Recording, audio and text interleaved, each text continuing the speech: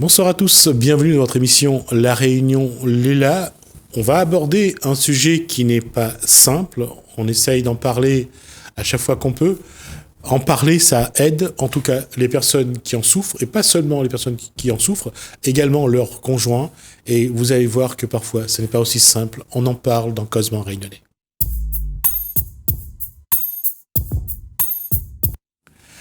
Lindy Durand, bonsoir. Bonsoir.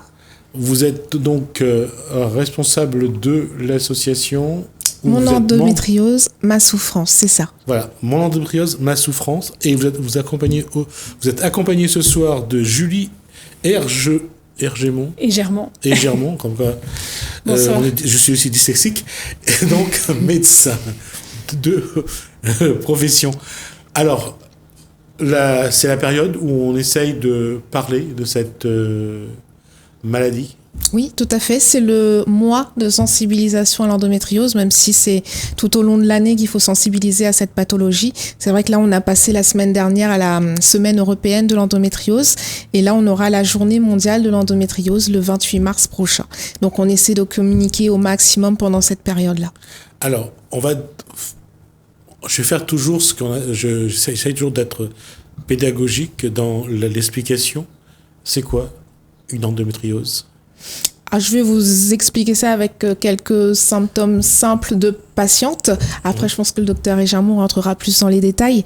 L'endométriose, c'est déjà des règles très douloureuses, des règles qui ne sont pas soulagées par des antidouleurs classiques, des douleurs pour aller à la selle, des douleurs pour uriner, par exemple, qui peuvent s'ajouter, des troubles du transit, des douleurs pendant les rapports intimes également, et puis aussi des difficultés à être enceinte, puisque l'endométriose, c'est la deuxième cause d'infertilité au monde. Docteur, Germont, comment vous définirez cette pathologie ? Donc en fait, endométriose, ça vient du mot endomètre, qui est en fait cette muqueuse qui tapisse la cavité de l'utérus. Et en fait, l'endométriose, c'est quand il y a des cellules de cet endomètre qui sont ailleurs qu'au niveau de l'endomètre, et en particulier dans le ventre. Donc ça se détache de la paroi. Voilà. Donc après, ça voyage dans le... Donc au moment des règles, cette muqueuse, s'il n'y a pas de grossesse, en fait, elle se désagrège.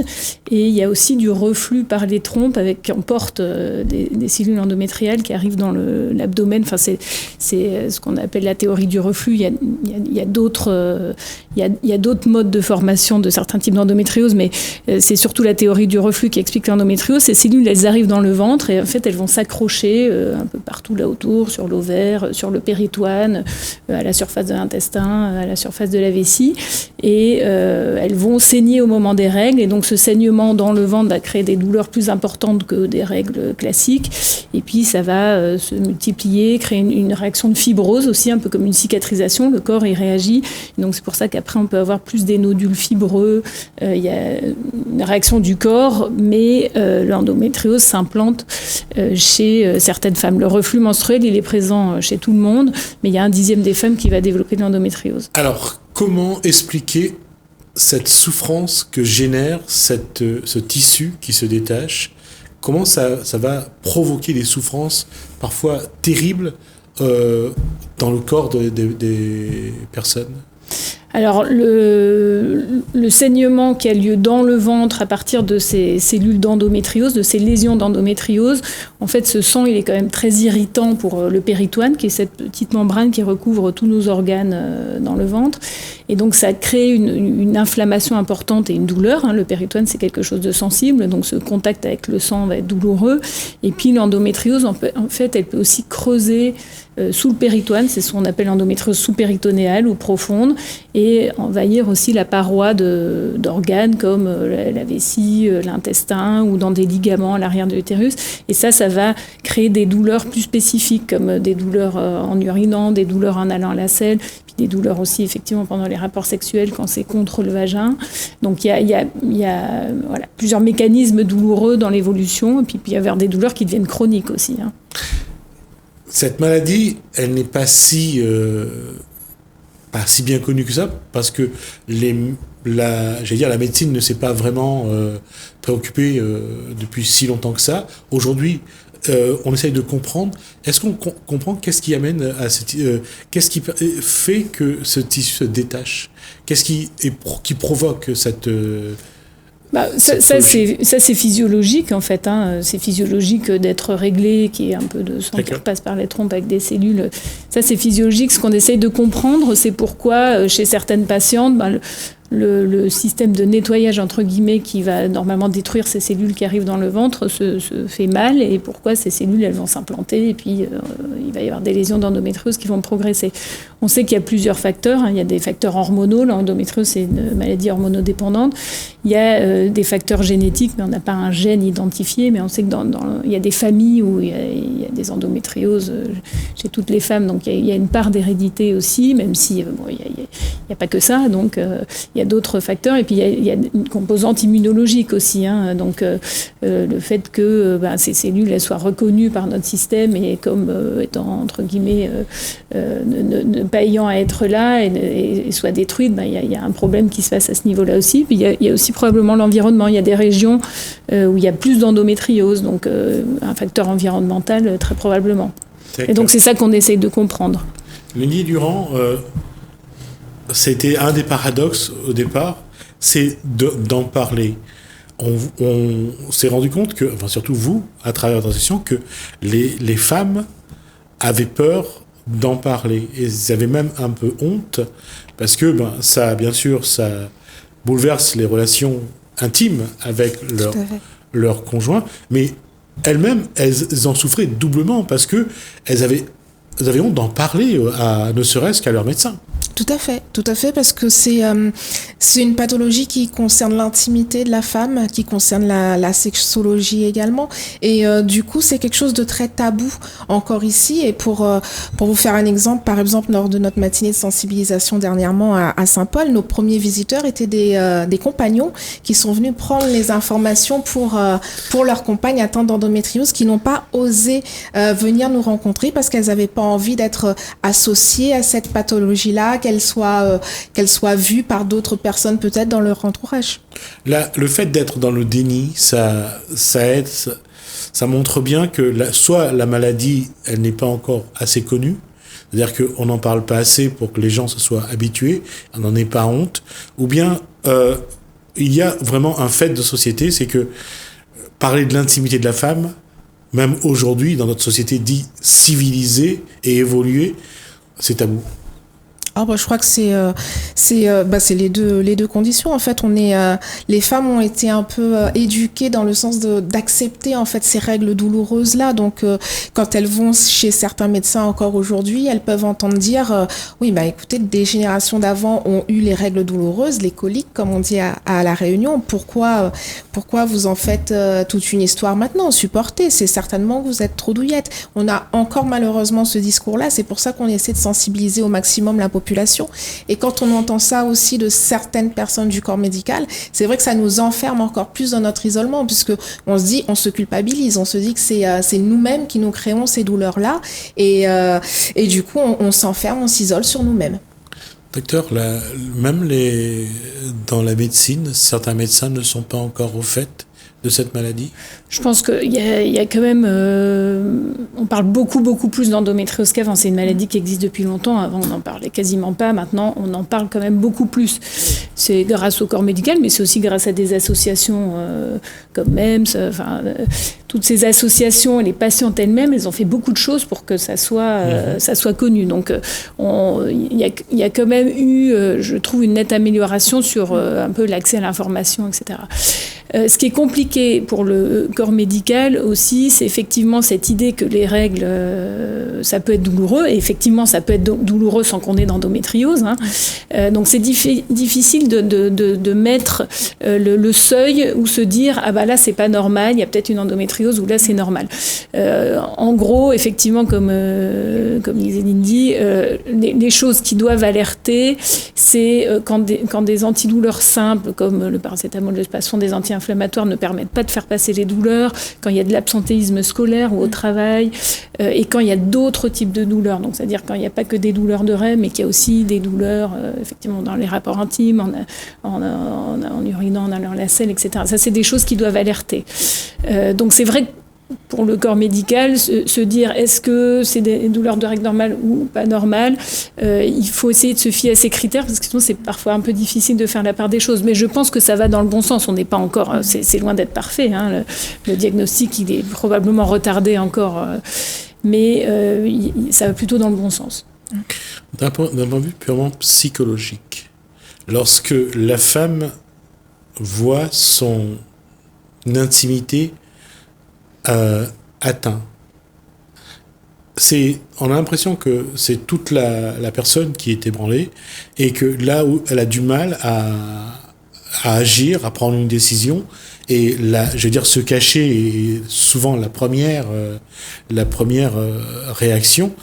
Qu'est-ce qui explique que, d'une part, la femme a du mal à en parler et que l'homme à côté, il n'est pas mieux non plus.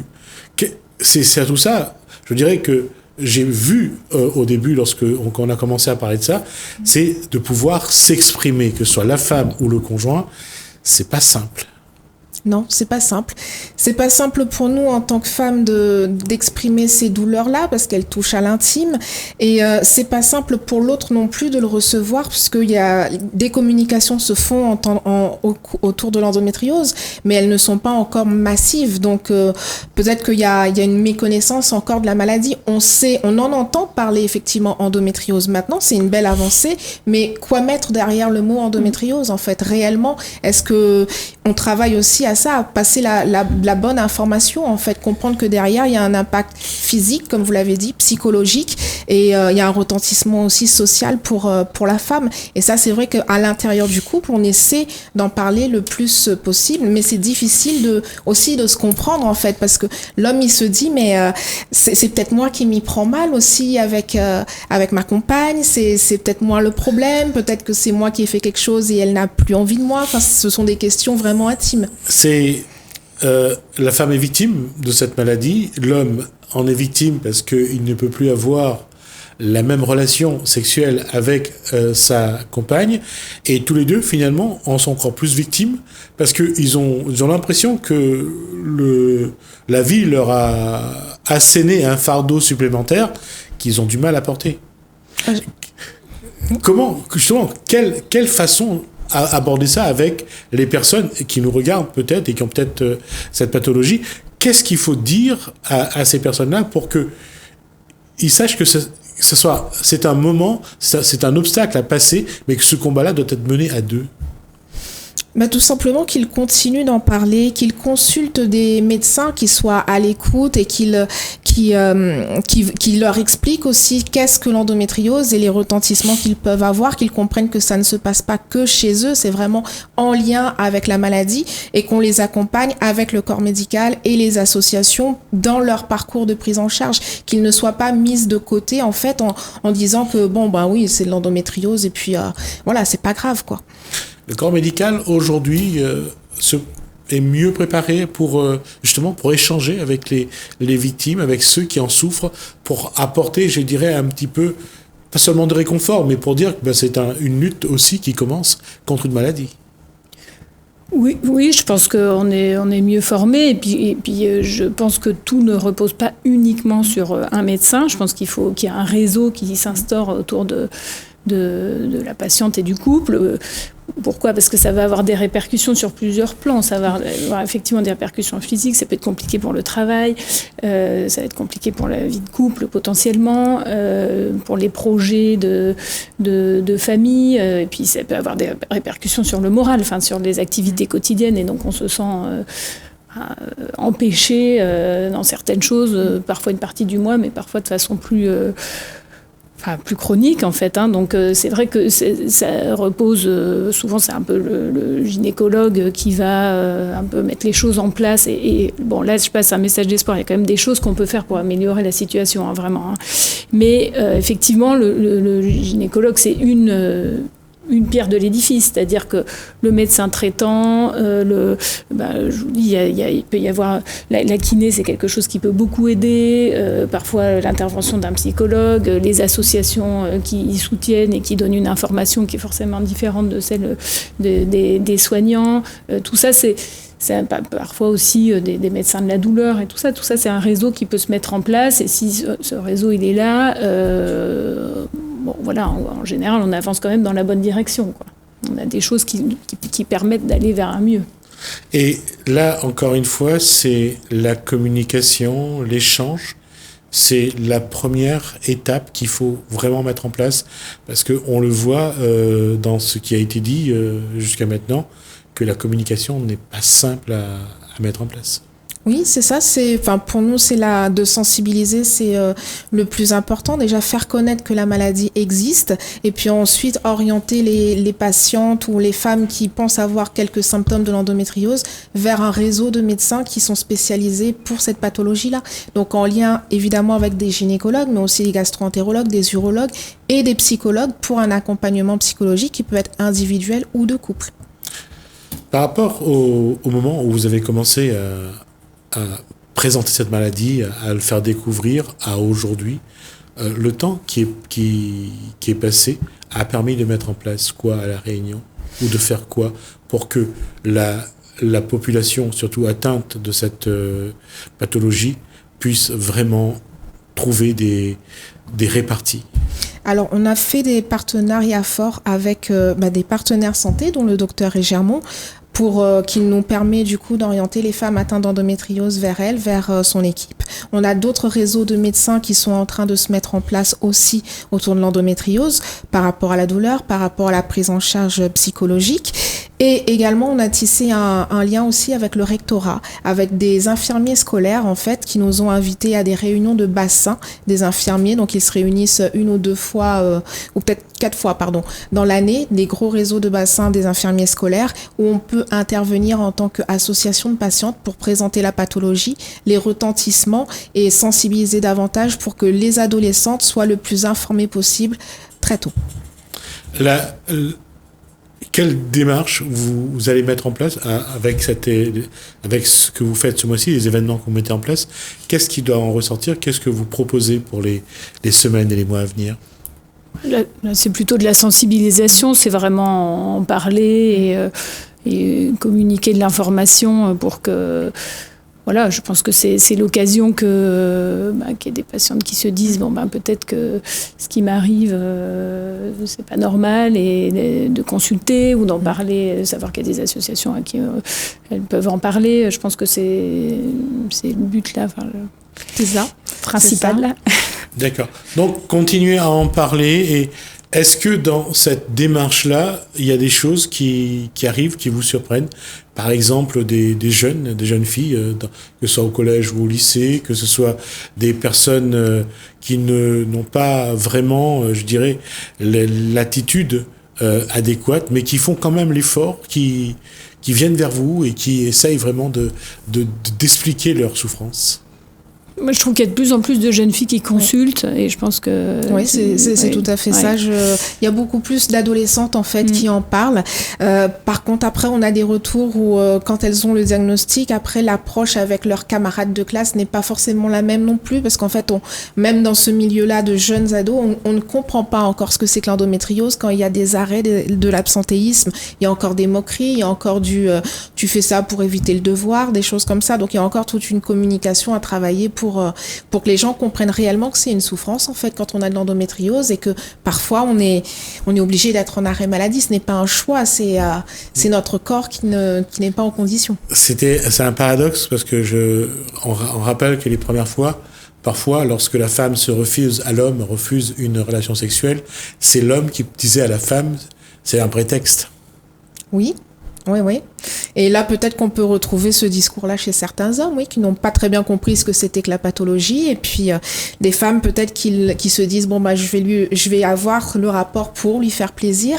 Et au final, on arrive dans un engrenage où on se force un petit peu pour faire plaisir à l'autre, sauf qu'on a mal, donc on culpabilise après. Et c'est il faut un peu casser cette chaîne-là pour expliquer aux gens que, l'endométriose, il peut y avoir aussi des retentissements sexuels. Ce n'est pas de la faute ni de l'un ni de l'autre. C'est la pathologie qui peut entraîner ça, et puis essayer de voir comment on peut reconstruire le couple aussi avec l'endométriose.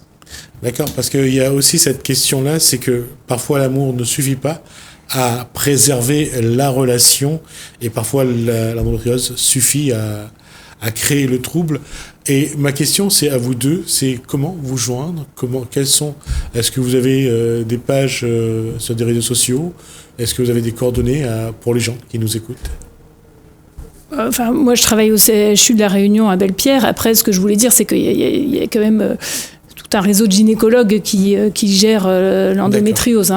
Il y a pas... Enfin, voilà, j'ai des tas de confrères qui suivent des patientes endométriosiques. Après, c'est vrai que là, au CHU, on a essayé de faire une équipe multidisciplinaire, de discuter des dossiers compliqués. Donc voilà, on a mis des choses en place par rapport à l'endométriose, je dirais sévère, récidivante, ou qui touche plusieurs organes avec justement une équipe. Donc c'est peut-être ça la spécificité. Après, c'est vrai que la première chose à faire, c'est en général de consulter son médecin traitant ou son gynécologue, parce qu'il y a des traitements médicaux qui peuvent aider à améliorer la douleur dans... plus de 60% des cas, il va y avoir une amélioration des douleurs sans devoir aller vers une chirurgie d'emblée ou des traitements plus lourds. Donc il y a des endométrioses en fait multiples, je dirais. Il y a des patientes qui vont être améliorées par un traitement médical et qui vont pouvoir fonctionner tout à fait bien. Des patientes qui vont avoir des douleurs très importantes, une répercussion sur leur quotidien très importante, qui vont avoir une intervention, parfois plusieurs, avoir des difficultés à avoir une grossesse, avoir un parcours en procréation médicalement assistée. Enfin, le spectre, il est assez large de présentation du tableau clinique et de la répercussion sur la vie quotidienne et puis les projets. Donc c'est aussi en fonction de ça qu'il faut orienter les patientes. D'accord. Lydie Durand, un dernier mot sur votre page oui, Facebook, par exemple. Sur notre page Facebook, oui, vous pouvez avoir toutes les actualités donc, de nos temps d'échange que l'on propose à la population réunionnaise. Donc, c'est la page Mon endométriose, ma souffrance. Et cette année, on peut nous retrouver aussi sur notre chaîne YouTube, là où on a fait le lancement de notre challenge Jérusalem, cette année, challenge endométriose, où on invite toute la population réunionnaise donc, pour sensibiliser à l'endo, à se vêtir de ce jeûne, de l'endométriose, et à prendre les pas de la Corée et à nous les envoyer sur notre page Facebook, Mon endométriose. Faut danser, quoi. Voilà. J'ai toujours le t-shirt jaune. Très bien. Donc c'est parfait, il n'y a plus qu'à voir les pas. Voilà. Merci Lydie Durand. Merci également à Julie. Et Germont. Voilà. Bravo. Je prends le temps de le dire. Merci. Merci à vous deux pour ces échanges d'informations. Quand vous voulez, vous revenez pour d'autres informations. Nous, on va tourner une page. On va regarder dans le cadre des régionales qui se préparent pour le mois de juin une dame qui s'exprime donc d'un mouvement RCR, donc Rassemblement des citoyens réunionnais, donc Corinne Salvant-Mareux qui s'exprime. On se retrouve juste après.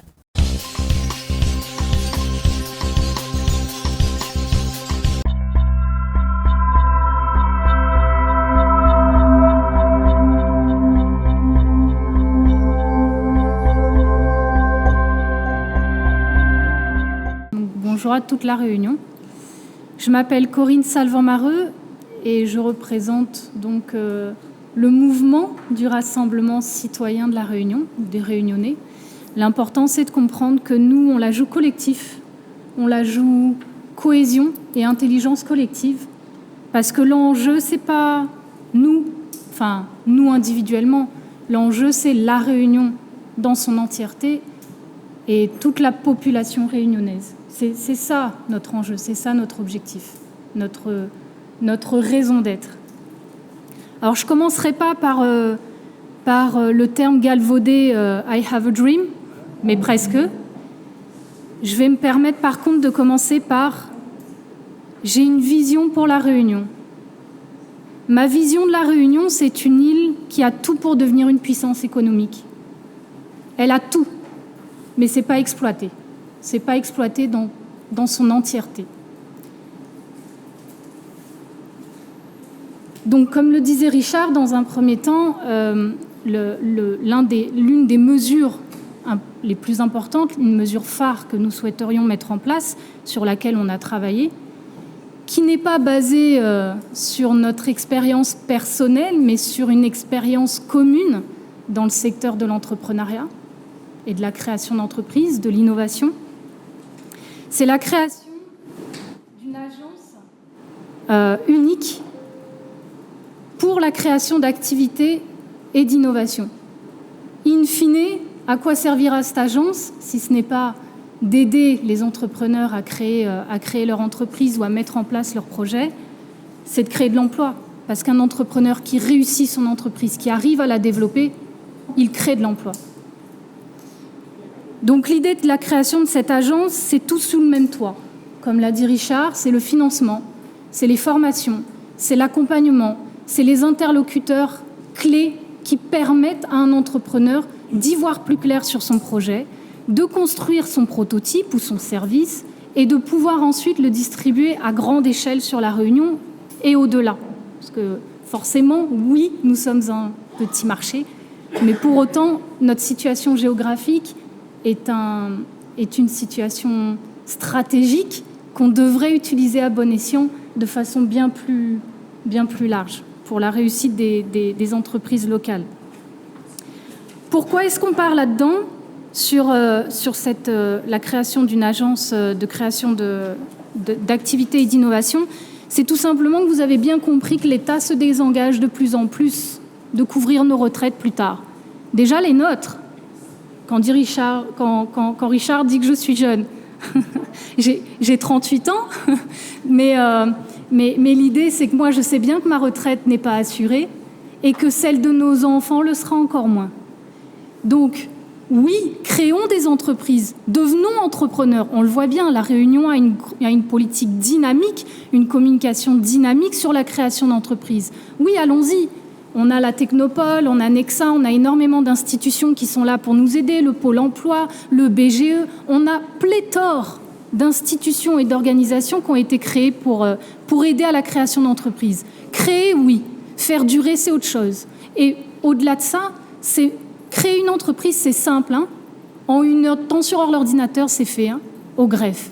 Par contre, la faire perdurer, la rendre pérenne, créer son prototype, trouver son marché, trouver le financement pour créer une application digitale, pour créer un produit, et encore plus quand c'est le domaine de l'innovation. Parce que qui dit innovation dit « je ne sais pas où je vais ».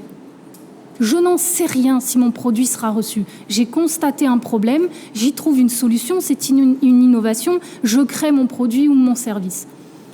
Le fait est, et là c'est un constat de l'ensemble des entrepreneurs pour avoir erré dans le secteur de l'entrepreneuriat pendant plus de 6 ans, le fait est, c'est qu'il y a beaucoup de communication là-dessus, créons des entreprises, devenez tous entrepreneurs. Mais ensuite, ça devient un parcours, c'est une toile d'araignée. Une toile d'araignée. Je vais voir qui? Sous quelles conditions? Avec quel plafond? Et oui, mais est-ce que je suis dans l'innovation? Et quel montant? Et sous combien de temps? Parce qu'il y a un adage qui est bien connu dans le secteur de l'entrepreneuriat, c'est que quand vous avez une idée novatrice, 200 personnes dans le monde ont la même idée au même moment. Autrement dit, qui dit innovation dit course contre la montre. Donc si le déblocage de fonds se fait tarder, il est certain que vous ne serez plus un innovateur dans votre secteur d'activité. Là-dessus, il faut faire un effort. Là-dessus, il faut vraiment trouver des solutions, créer effectivement à travers un bureau régional d'investissement un moyen de donner tout de suite les effets de levier financiers aux entrepreneurs et aux créateurs de projets pour tout de suite tester le marché, tester leurs produits, tester leurs services.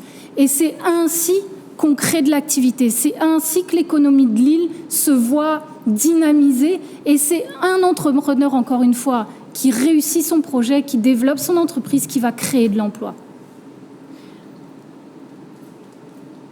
Il y avait autre chose que je voulais dire aussi, c'est qu'il y a un constat alarmant.